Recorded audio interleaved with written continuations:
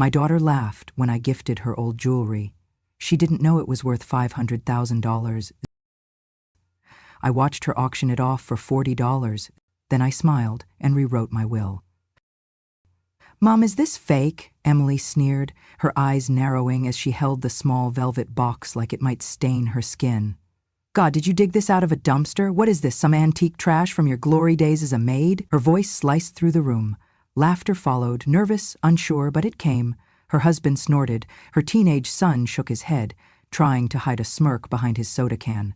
I stood there, hand still half extended, the box gaping open in her palm. The necklace sat there, limp and lifeless under the lights. A part of me, the oldest part, cracked. But I didn't let it show. It was Emily's 35th birthday. The house was full. Friends, in-laws, co-workers, even her Pilates instructor made the guest list. But me, I was just her mother, the quiet one in the corner who brought a strange, musty-smelling box instead of a designer handbag. "I mean," she went on, tapping the chain with her manicured nail, "it's kind of sweet in a tragic vintage way. Maybe I can use it as a Halloween prop." More laughter. "Ha!" I didn't flinch. I didn't say a word. I smiled, the way I've learned to over the years, the kind of smile that holds your insides together. She passed the box around the table like a joke. One woman gasped, "You should have it appraised. Who knows, maybe it belonged to a pirate." Another said, "No offense, but it smells like mothballs." Someone added, "Does your mom always give you heirlooms?" Heirloom. If only they knew. That necklace had been with me for 53 years. It had sat, untouched, in a velvet pouch at the back of my dresser drawer, behind a stack of neatly folded linen handkerchiefs. I hadn't opened that pouch since 1986, but I remembered its weight. I remembered the day I received it, the day I thought I'd finally been seen, finally mattered, before he left. I hadn't planned to gift it that day, but something told me, maybe foolish sentiment, that she was ready, that Emily, now a mother herself, might understand the meaning of something quietly passed down. Instead, she saw rust. "You could have at least polished it," she sneered, tossing the box onto the table with a careless flick. Still, I said nothing. Her husband poured her another glass of wine. I sat at the far end, picking at my salad, invisible. As always, after cake, she pulled me aside. Her tone changed. It always did when no one else was around. "I don't want you bringing this kind of junk into my home again," she said quietly but sharply. "You embarrassed me." I stared at her. The same girl whose fever I nursed when her husband forgot to pick up medicine. The girl I watched cry after her miscarriage, held her while her own mother-in-law said nothing. The girl whose first rent I secretly paid behind her prideful back. "I'm sorry," I whispered. She folded her arms. "You're always sorry, but sorry doesn't clean the smell off my couch." Then her eyes hardened. "You've overstayed, Mom. This house? It's not yours. I know you think you're helping with the kids, but honestly, you just get in the way. You leave things around, you forget appointments, you talk too much when my friends are here. I'm tired." I felt the words hit like small pebbles, not enough to wound, but relentless. She stepped closer. "Today was the last day, okay? It's my birthday, and I want this house to feel like mine, not like some old woman's nursing station." I nodded slowly. She didn't stop. "You have until Friday. Take your things. I'll pay for a week in a motel or something, but after that, please don't come back. Ever?" I looked past her shoulder.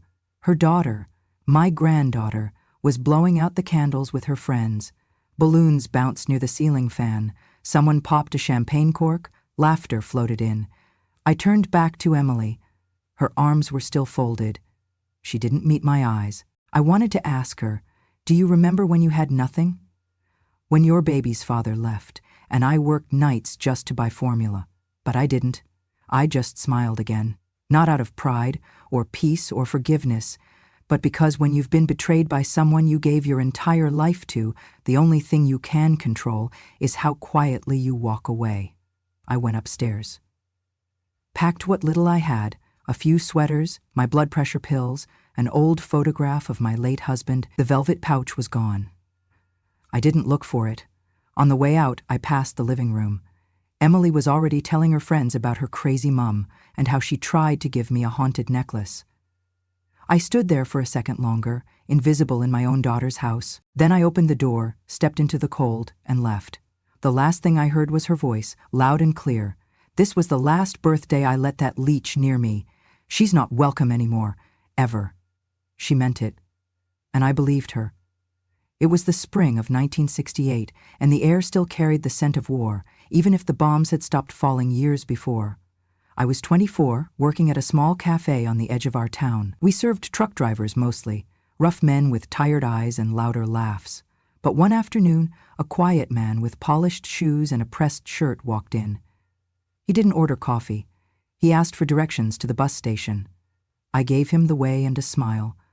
The next day he came back, and the day after that. His name was Thomas. He said he was a mechanic, said he had no family left, said he liked how I poured tea, not rushed, not careless. 2 months later, we were married in a courthouse, with no guests, no cake, just a man with a pen and a stamp. We rented a small room above a barber shop where the smell of shaving cream seeped into our sheets. He brought me home flowers wrapped in newspaper. I cooked him stews from chicken bones and potato peels. We had nothing, but I believed in us, in that kind of stubborn, foolish love only the young and bruised believe in. Then came the war. He didn't want to go, but he did. And for 2 years, I didn't know if he was dead or just missing. When he came back, his eyes were different. So were his hands, quieter, colder. He didn't talk about what he saw, and I didn't ask. Instead, I pressed my ear against his chest at night just to hear the rhythm of his return. Money was tight. We shared one coat between us. I made dresses from curtains, darned socks until they were more thread than fabric. He worked 3 jobs. I picked up shifts at the diner again. We saved every coin in a rusted biscuit tin under the floorboard. Then, on our 10th anniversary, he asked me to close my eyes. I heard the snap of a velvet box. When I opened them, there it was. A necklace. Gold chain, emerald center, delicate but not small. The kind of thing women in magazines wore. The kind of thing I never even let myself dream of. "Where did you get this?" I asked, fingers trembling. "I traded the car," he said. "You always said green was your color." We didn't have a car anymore, but I wore that necklace every Sunday after that. Only Sundays. Only church. Then, carefully, back in its pouch. I never let it tarnish. I wiped it with linen. I whispered to it like it was sacred. People said he must love me dearly. I believed them. Then, 3 months later, he left. No note, no suitcase, just an empty closet and a bank account with $5 in it. I filed a report, waited at the door every evening, thought maybe he'd had a breakdown, a car accident, a kidnapping. Then I saw him, 2 towns over, with another woman. Holding her hand, laughing the way he used to with me. He saw me. And he didn't flinch. I didn't cry in public. I walked away. At home, I opened the velvet box. The necklace lay there, untouched. I should have pawned it, I almost did. But I couldn't. Because for 10 years, I had given everything. My youth, my hunger, my silence, and this was the only proof that once I had been chosen. I never wore it again. Not after that day. But I kept it, because even when someone leaves, their love, or the illusion of it, doesn't just vanish. It lingers, like a perfume in an empty room, and I wasn't ready to clean the air just yet. Years passed. Emily was born. I raised her alone. Never told her about Thomas, not the real Thomas. She thought he died in the war. It was easier that way. I worked, saved, cooked, taught her how to sew and spell and stand tall. She became everything I wasn't allowed to be. Strong, outspoken, modern, and I thought when she was ready, I would give her the necklace. Not for the gold, not for the emerald, but for the story, the truth that even the most painful loves leave behind something beautiful if you know how to look. But when I handed her the box, she saw only rust. She didn't know it was the last thing her father ever gave me. She didn't know it was once worth more than our apartment. She didn't even ask, and I didn't tell her. Because sometimes silence isn't weakness. Sometimes silence is what you give instead of hate. The motel room smelled of bleach and loneliness. The curtains didn't close all the way, and the humming from the vending machine outside my door never stopped. Still, it was quiet.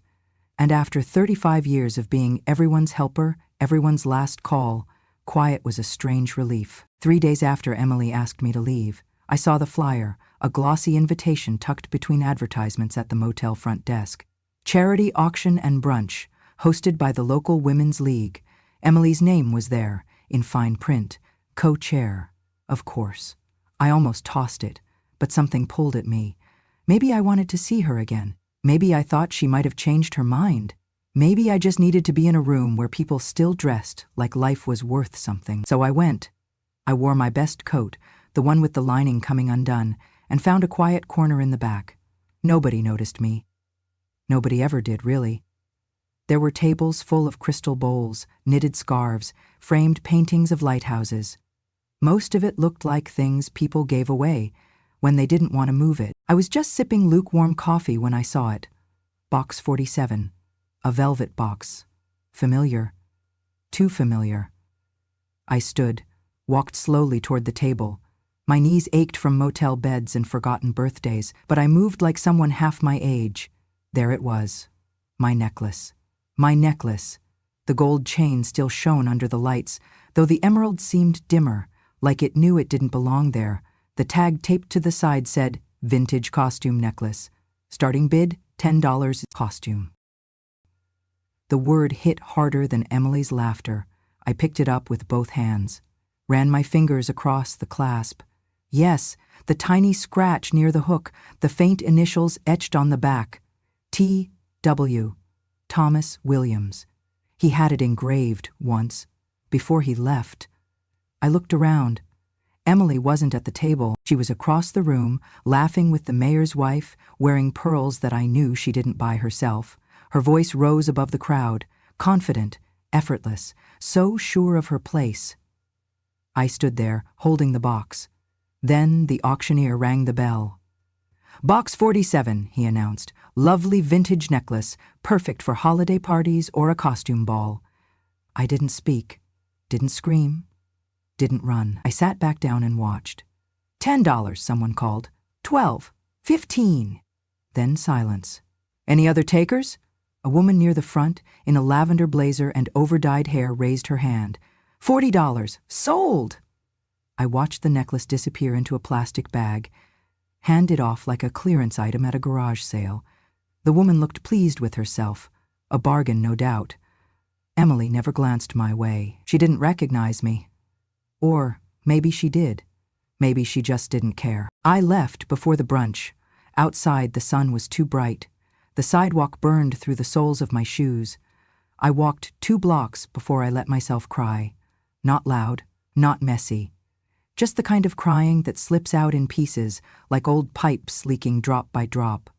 I found a bench, sat down, let the tears run. It wasn't about the money. It never was. It was about memory, meaning. That necklace was my past, the only piece of love I had left from a man who, for all his sins, once looked at me like I was the only thing on earth worth saving. Emily didn't know, didn't ask, didn't care. I thought about running after the woman in the lavender blazer, offering her double, triple. But then what? Take it back and hide it in a drawer again like a secret shame? No. Some things, once sold, are meant to stay gone. Instead, I walked back to the motel, sat on the edge of the bed, took out my handbag and found the envelope I kept in the lining, the appraisal paper. Dated 1985, signed by a jeweler on Lexington Avenue in Manhattan. Estimated value, $500,000, $500,000. I folded it neatly and placed it on the nightstand. Then I stared at the ceiling and whispered, "She sold me for $40, and I wasn't talking about the necklace anymore." The night after the auction, I didn't sleep. Not from sorrow, that had passed. Not from anger. I'd swallowed too much of that over the years. It was something colder now, heavier. The kind of stillness that comes when something inside you quietly shuts off. I waited for the sunrise like a prisoner waiting for sentence. When the first light broke through the blinds, I got dressed. Same coat, same shoes. I walked to the bus stop, caught the early route back to my old neighborhood. Not to Emily's, of course. She made sure I knew I was no longer welcome. I was headed somewhere older. The house I lived in after Thomas left was still standing. It was small, and half the roof now sagged like tired shoulders. I'd rented it out years ago, but the back unit, the one we called the laundry room, I kept for storage. There was a dusty key under the flower pot. No one had touched it in years. Inside, the air was thick with cobwebs and silence. I moved to the corner, knelt down beside the old oak dresser, and pulled away the loose floorboard. There it was. The fireproof tin box, wrapped in a faded red scarf. My hands didn't tremble. Not anymore. Inside the box were a few birth certificates, a letter Thomas had written from overseas, unopened, and an envelope yellowed with age, marked in thick black pen, appraisal. I opened it. And there it was. Lexington Avenue, New York, 1985, appraised by Goldberg & Stein Jewelers. Item, 1 custom gold necklace with emerald centerpiece. Estimated retail value, $500,000. I read it twice. Then a third time, $500,000. For decades, that piece of paper had meant little. I never planned to sell the necklace. It wasn't about the money. It was about what it stood for. A man's final act of tenderness before he vanished, a decade of love pressed into gold and stone. I remembered the day I brought it to the jeweler. I was in the city for a cousin's funeral. On impulse, I stepped into the store, the necklace wrapped in tissue inside my handbag. I wanted to know if it was real. When the man behind the counter examined it, his eyes widened. "Ma'am," he said, "this is museum quelled. The emerald alone is a collector's piece. Have you considered insuring it?" I laughed. "We barely insure the car." He offered to buy it, right there. I said no. He pushed again, with a number I barely understood at the time, but I left with the necklace and the paper. Tucked it away in a place no one could steal, not from me, not from my memory. Now the necklace was gone, and memory had become a liability. I sat on the concrete floor and stared at the paper. Emily never asked about it, never once asked where the necklace came from, what it meant. She saw something old and dull, something that smelled like the past, and not the kind of past she wanted. But I knew. I knew what it had cost, not just in money, in dignity, in decades of waiting, in the way I forgave a man who didn't deserve it, just so I could raise a child without hate in her bones. And now, she had traded it for brunch chatter and a $40 bid from a woman in a lavender blazer. She didn't lose a necklace. She lost the story. She lost her mother's last attempt at connection. I folded the paper again, tighter this time, sharper. A new kind of resolve settled in me, not rage, not vengeance, but clarity.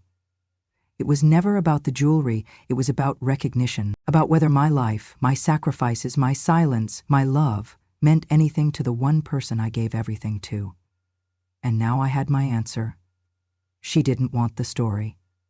So I would rewrite the ending.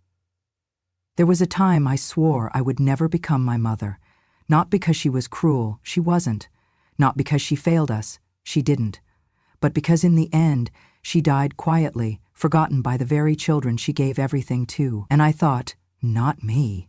Never me. My mother Ruth was a plain woman. She had thick ankles, a soft voice, and hands like cracked porcelain from decades of scrubbing and sewing and lifting children who didn't thank her. She raised 5 of us in a 2-room house with no indoor plumbing. She made soup from bones, dressed us from second-hand piles, and kissed our foreheads like each of us was the last child on earth. We didn't see her, not really. I remember the first time I saw her cry. I was 12. My brother Paul had just stormed out, saying she was too controlling, and that her rules were from the Stone Age. She sat at the table after he left, her hands folded tightly, and said nothing. Then a tear rolled down her cheek. Just one. I didn't understand it then, but I do now. When we grew up, we left her. Not all at once, but steadily, like sand falling through fingers. First my sister, who married a man in another state and called less and less. Then my brothers, who only came by when they needed money or food or someone to watch the kids. I visited. I did, but not often enough. By the time she was in her 70s, she was living alone, heating soup from cans, waiting for a phone to ring that barely did. I remember coming by once with Emily, who was still little. My mother reached for her, smiling with that familiar tenderness, and Emily clung to me, hiding her face. She didn't know this wrinkled woman with the thinning hair and stooped back. She didn't want to know. My mother pretended not to notice. That night, after Emily fell asleep in the car, my mother said, "You'll understand one day, when you give everything and then become invisible." I didn't want to understand. I didn't want to imagine that future. But here I was, years later, staring at her reflection, not in a mirror, but in my own life. Alone, discarded, not out of cruelty, but out of casual dismissal, the same way we dismiss wallpaper, always there, quietly fading. I remembered cleaning out her house after she died. She had a small box under her bed, filled with cards we'd sent her, birthday cards, Mother's Day cards, notes from when we were children. Each one was wrapped in tissue, like treasure. I threw most of them out. I was tired, grieving, in a rush. Now I would give anything to hold those cards again, to see what she saw in our scribbled ink and stickers and generic poems, to feel what she must have felt, alone in her bed, holding paper memories like they were warmth. I had promised myself, standing at her graveside, that I would never let my life end that way, that I would never become a woman who gave everything and was left with nothing. And yet, Emily's voice echoed in my head. "You've overstayed, Mum. You just get in the way. You're not welcome anymore. Ever." I had become exactly what I feared. But unlike my mother, I had something she didn't: time and choice. I could sit in the motel room, let my story end like hers did, gently, painfully, with no one watching. Or I could do what no one expected me to do. Stop being generous to those who only take. Stop being the woman whose name is only remembered on bills and hospital forms. I looked at the envelope again, the appraisal, the legacy, the proof that I once mattered to someone, even if that someone failed me. And I thought of my mother. I whispered, "You were worth more than they knew." Then I stood up. It was time to do what she never did, not out of revenge, but out of dignity. I've always believed that when someone shows you who they are, you should believe them the first time. But with Emily, I kept making excuses, kept telling myself she was tired, overworked, stressed, that one day she'd look at me and remember who taught her how to walk, who stayed up all night when she had croup, who sewed her prom dress by hand when we couldn't afford the boutique. But excuses don't rewrite truths. And the truth was simple. She didn't want me. Not in her house, not in her life, not in her future. So I decided I would stop giving her my past. 2 days after finding the appraisal document, I took the envelope and walked to the corner of Pine and Jefferson, to the beige brick building with frosted glass windows and brass letters that read Langston and Pierce, Estate Planning and Elder Law. The receptionist was a soft-spoken girl named Marcy. She looked up, startled to see someone my age walk in without a walker or an appointment. "I'd like to revise my will," I said, placing the envelope gently on the counter. "Immediately," she blinked. "Of course. One moment." She led me to a small room with warm lighting and a faint smell of pine.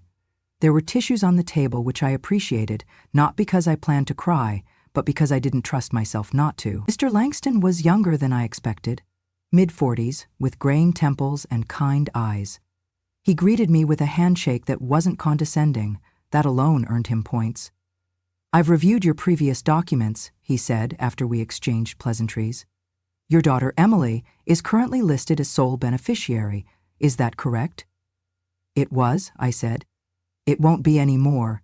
He didn't ask why. "Good man. I want to remove her name entirely.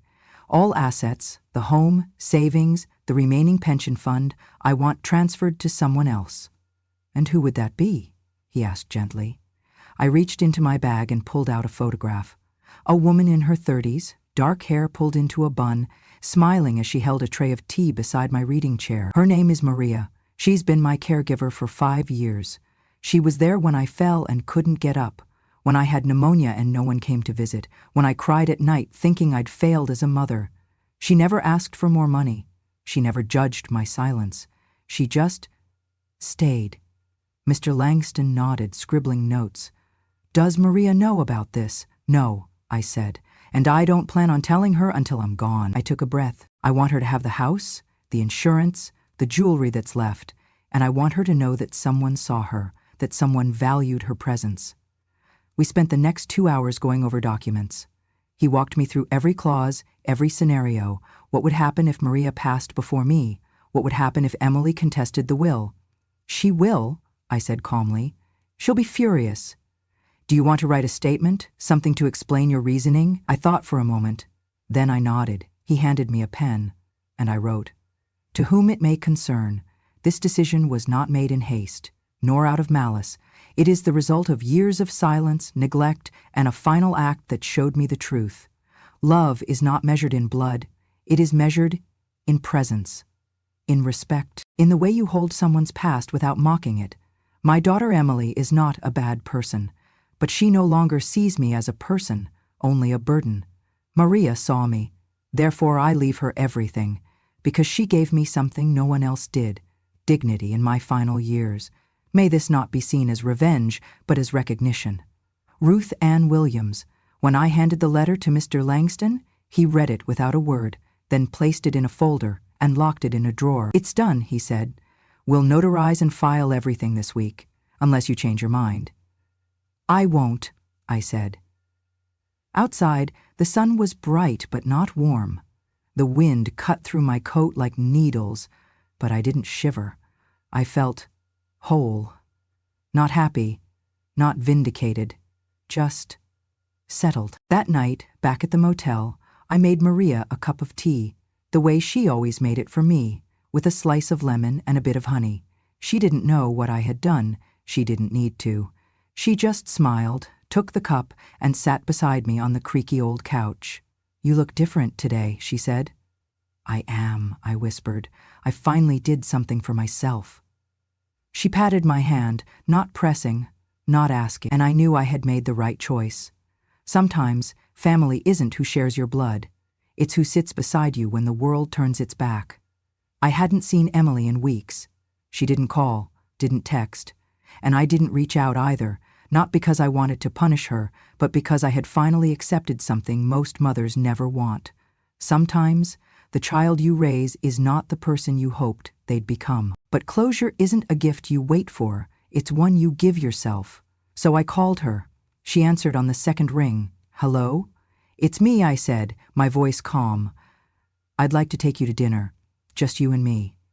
A pause. "Why?" "I think we should talk." Another pause, then finally, "Fine."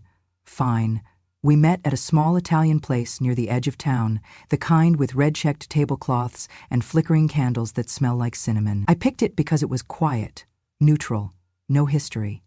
Emily arrived in a beige trench coat, hair pulled back tight. She looked beautiful, tired, and guarded. She didn't hug me. She sat down across from me, arms folded, phone face down beside her. "I only have an hour," she said. I nodded. "That's plenty." We ordered. She chose a salad with no dressing. I got the lasagna. For a while, we ate in silence. The clinking of cutlery filled the space between us. Then, I placed a sealed envelope on the table. Her eyes narrowed. "What's this?" "Something you should read." She opened it slowly. Inside was a single copy of my newly revised will. Her name had been removed, replaced. She stared at the document, then back at me. This is a joke, right?" "No," I said, sipping my water. "It's not." "You're leaving everything to Maria?" I didn't answer. She blinked, stunned. "She's your nurse, Mom. She's not family." I looked at her, steady. She treated me like one. She pushed back from the table slightly, her voice rising. "You're punishing me because of a necklace." I shook my head. "No, Emily. I'm recognizing what you showed me that day, who you really are, who I've been to you." "That's ridiculous," she snapped. "It was just a mistake. I didn't know." "You didn't ask," I cut in. "You never asked. You never wanted to know." I leaned in. quiet now. You sold something that represented the last bit of love and memory I had left from a time before you. You mocked it. You laughed in front of everyone. And then you got rid of it, like it was trash. She opened her mouth, then closed it. I'm your mother, I said, voice trembling now. But that day you sold me. I paused, then added the words I'd rehearsed in the mirror. For $40. She stared at me, her hands shaking now. I didn't mean, but you did, I said softly. You meant every word, every choice. You told me I was unwanted, a burden, and you meant it. She covered her mouth with her hand. Tears welled up in her eyes. Mom, I didn't know it would hurt you like this. I nodded. That's the difference between us. I always knew what hurt you. I spent my life protecting you from it. A tear rolled down her cheek. She didn't wipe it. I made mistakes, she whispered. I know, I said. So did I. We sat there for a long time, no yelling, no drama, just truth. Eventually she spoke again. Is it too late to fix this? I took her hand across the table, held it gently. I didn't come here for an apology, Emily. I came to let you know. That's all. She looked down, silent. The waiter brought the check. I paid. As we stood to leave, I placed one more envelope in her hand. It was a photo, the necklace, taken decades ago, worn around my neck on our 10th anniversary. I hope one day you understand what it meant. She nodded, her lips trembling. I didn't hug her. I didn't say goodbye. I just walked out into the night, my coat wrapped tight, and for the first time in years, I didn't look back. The final years of my life were not lavish, but they were mine. I moved into a quiet care home on the edge of town, a small place with ivy on the walls and birds that gathered by the window each morning. I chose it myself. No one forced me. No one freed up a house by getting rid of me. I packed my things and left with grace. Maria visited every week. She brought me fresh flowers, hand lotion, and mystery novels we'd read together in the evenings. Sometimes she brought her little niece, who'd sit on the rug and draw pictures of us. It was simple, peaceful, human. I wasn't waiting to die. I was finally beginning to live, unburdened by expectation, free of the hunger for someone's approval. And yet part of me still held on. Not out of anger, not out of regret, but out of a mother's hope. The foolish, indestructible thing we carry long after we should have let go. So I wrote a letter, not a will, a farewell. My dearest Emily, if this letter finds you, it means I've gone ahead. Don't cry for me. I lived long enough to understand myself, and few can say that. You are not a villain in my story. You are simply the chapter I wished had read differently.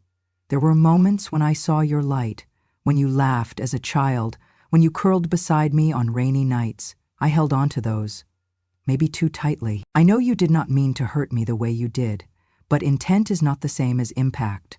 I hope you find the space to look inward, not for guilt, but for understanding. And if, one day, you find the necklace again, if you ever search for it and hold it in your hands, keep it, not for its worth, not for the emerald or the gold. Keep it as a reminder of what you once had and what you chose to let go. Love doesn't vanish, but it does remember. Mum, I left the letter with Mr. Langston, with clear instructions to deliver it upon my passing. But life, as always, had its own sense of timing.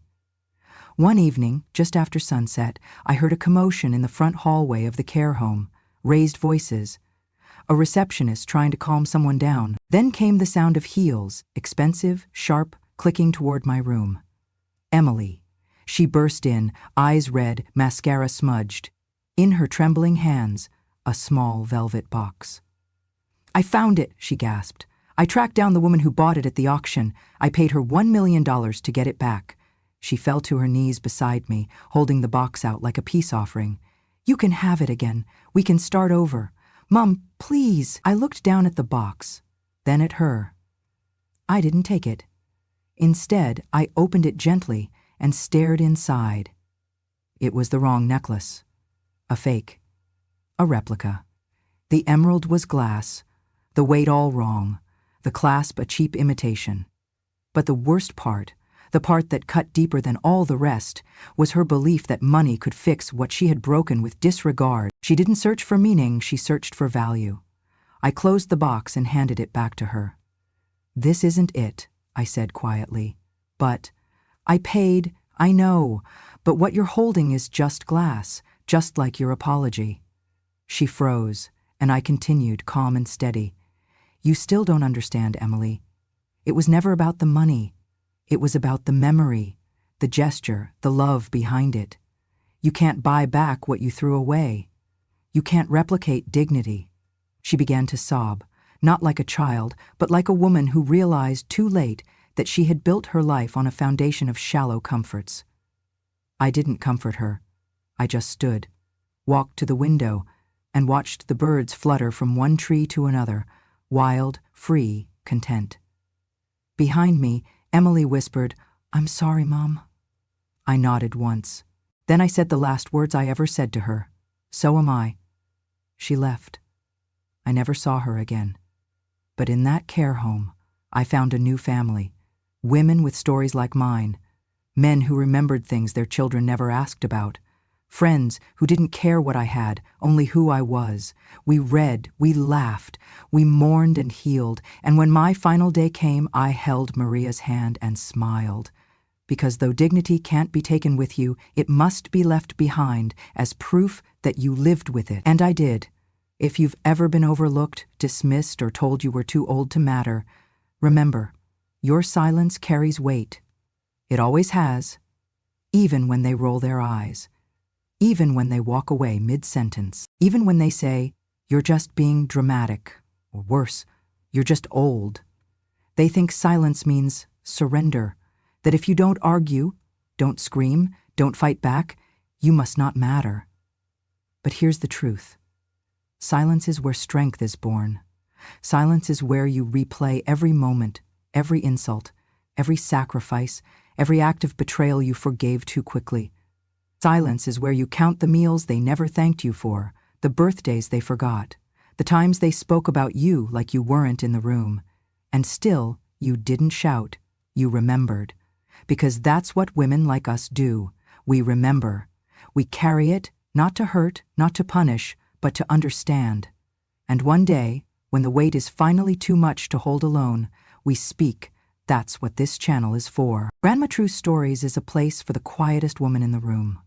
The one who was told she was too sensitive, too soft, too slow, too much of a burden.